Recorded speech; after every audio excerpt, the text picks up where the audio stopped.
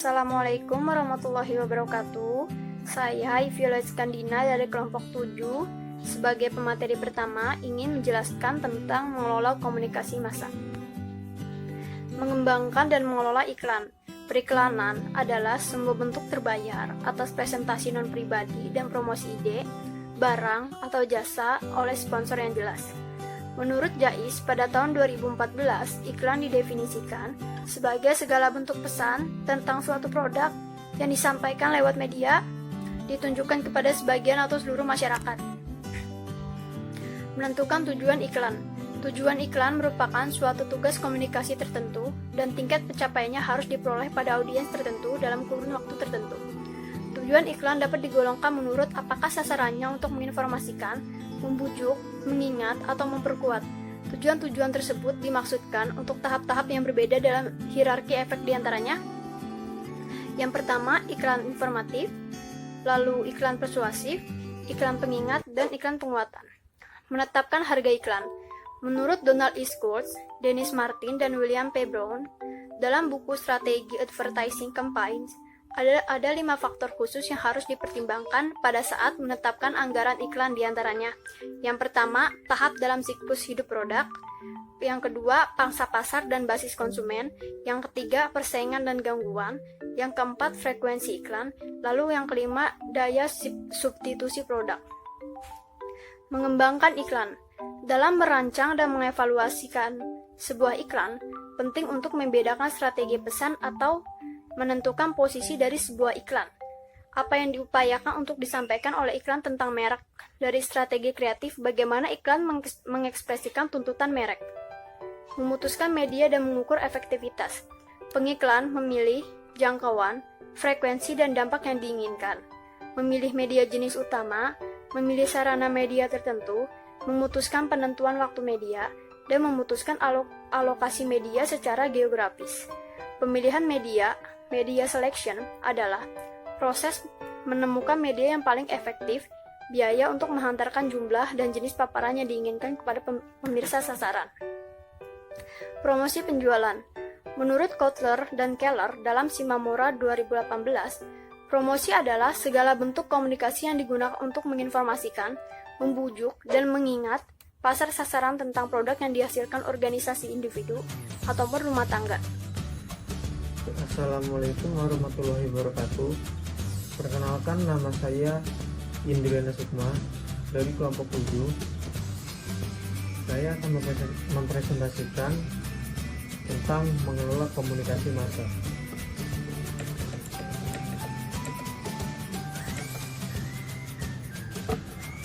Tujuan promosi. Sejumlah manfaat promosi penjualan mengalir ke produsen dan konsumen. Promosi penjualan kemungkinan produsen menguji seberapa tinggi harga yang dapat mereka kenakan karena mereka selalu dapat melakukan diskon. Beberapa perusahaan menggunakan promosi untuk menarik pelanggan baru dan membangun kesadaran. Selanjutnya ada iklan versus promosi. Sekarang promosi lebih diterima oleh manajemen puncak sebagai alat penjualan yang efektif. Lebih banyak manajer produk yang dikualifikasi untuk menggunakan alat promosi penjualan. Akan tetapi, ada bahaya dalam membiarkan iklan memberikan terlalu banyak keleluasaan pada promosi. Karena iklan pada umumnya membangun kesetiaan merek. Promosi penjualan dengan potongan harga, kupon, kesepakatan, hadiah tanpa henti-hentinya mungkin akan menurunkan nilai tawaran produk tersebut dalam benak pembeli. Selanjutnya ada keputusan-keputusan utama. Perusahaan harus menetapkan tujuan-tujuannya, memilih alat, mengembangkan program, melakukan pra-pengujian program tersebut, mengimplementasikan dan mengendalikan dan mengevaluasi hasilnya. Yang pertama ada menetapkan tujuan, yang kedua ada memilih alat promosi konsumen, yang ketiga mengembangkan program, yang keempat pra-pengujian, implementasi, pengendalian, dan evaluasi program. Lalu selanjutnya ada acara khusus dan pengalaman. Dengan menjadikan bagian dari saat relevan yang spesial dan lebih dan lebih personal dalam kehidupan konsumen. Keterlibatan pada acara khusus dapat memperluas dan memperdalam hubungan perusahaan dengan pasar sasaran. Lalu selanjutnya ada hubungan masyarakat. Hubungan masyarakat yaitu meliputi berbagai program yang dirancang untuk mempromosikan atau melindungi citra perusahaan dan masing-masing produknya dengan cara melaksanakan 5 fungsi berikut ini. Yang pertama, yaitu ada hubungan pers. Yang kedua ada hubungan produk. Yang ketiga ada komunikasi korporat. Yang keempat adalah lobby. Dan yang kelima ada pemberian saran.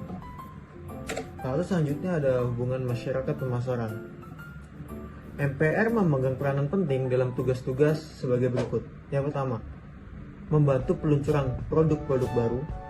Yang kedua ada membantu memposisikan kembali produk yang sudah matang. Yang ketiga ada membangun minat terhadap kategori produk. Yang keempat mempengaruhi kelompok sasaran tertentu. Yang kelima membela produk yang telah menghadapi masalah publik. Yang keenam membangun citra korporat yang tercermin dengan baik dalam produk-produknya.